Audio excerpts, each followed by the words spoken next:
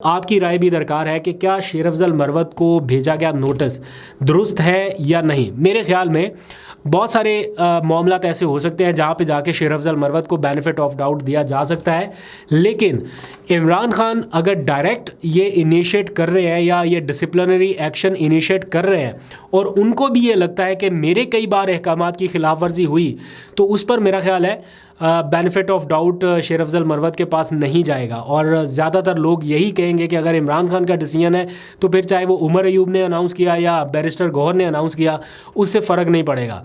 तो आज बहरहाल उनको नोटिस जारी करके उनसे 3 दिन के अंदर वजाहत तलब की गई है कि आप वजाहत दें कि आपके बयानात से पार्टी को जो हजीमत का सामना करना पड़ा, आपके ख़िलाफ़ कार्रवाई क्यों ना हो। मुझे लगता है कि मज़ीद कोई कार्रवाई नहीं होगी, जो होना था वो यहीं तक था कि उन्हें इन कमेटियों से निकाल दिया जाए, और निकाल दिया गया। रात गए, लग रहा था कि शेर अफजल मरवत काफ़ी गुस्से में है और उन्होंने ट्वीट कर दिया, जो बाद में उन्होंने डिलीट भी किया, कि मैं कल प्रेस कॉन्फ्रेंस करने जा रहा हूँ। और हमें लगा कि आज शेर अफजल मरवत फिर कोई प्रेस कॉन्फ्रेंस करेंगे और फिर काम ख़राब करेंगे, क्योंकि जब उन्होंने सऊदी अरब के हवाले से स्टेटमेंट दे दिया और पता चल गया कि the damage has been done, अब मामला ख़राब हो गया है, बजाय इसके कि वो इसको रिपेयर करने की तरफ जाते हैं, उन्होंने सऊदी सफ़ीर का नाम लेके एक और इल्ज़ाम लगा दिया कि सऊदी सफ़ीर चाहता है कि मैं PAC का चेयरमैन ना बनूं, और उन्होंने कोई पैगाम भेजा। ये उससे भी ज़्यादा लीथल स्टेटमेंट था। तो उन्होंने ख़ुद अपने लिए एक तरह से नुकसान अपना कराया। तो बहादरी अपनी जगह सही है, लेकिन ये सियासत का मैदान है, हमारे से तो ज़्यादा बेहतर जानते हैं, तो थोड़ा सा बच बचा के चलना चाहिए था। लेकिन बहरहाल अब तो नुकसान हो गया, और अब जो डैमेज रिकवरी है वो थोड़ी सी मुश्किल नज़र आ रही है।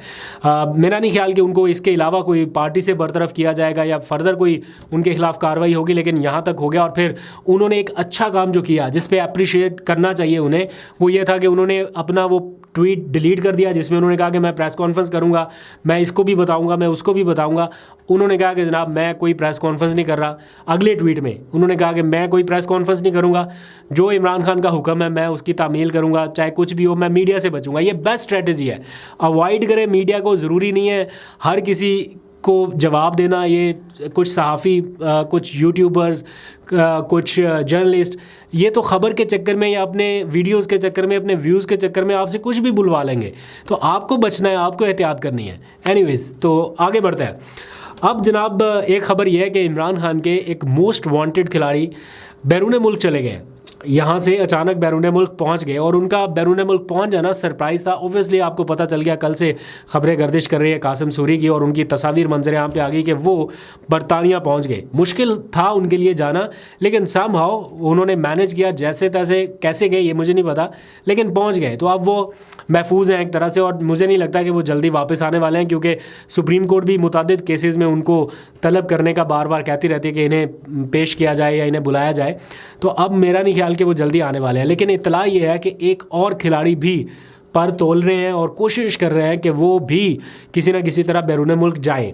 वो पहले से कोशिशें कर रहे हैं, अभी देखते आने वाले दिनों में शायद आपको खबर मिले कि वो भी पहुंच गए। तो शायद ये आपके लिए एक और सरप्राइज़ हो।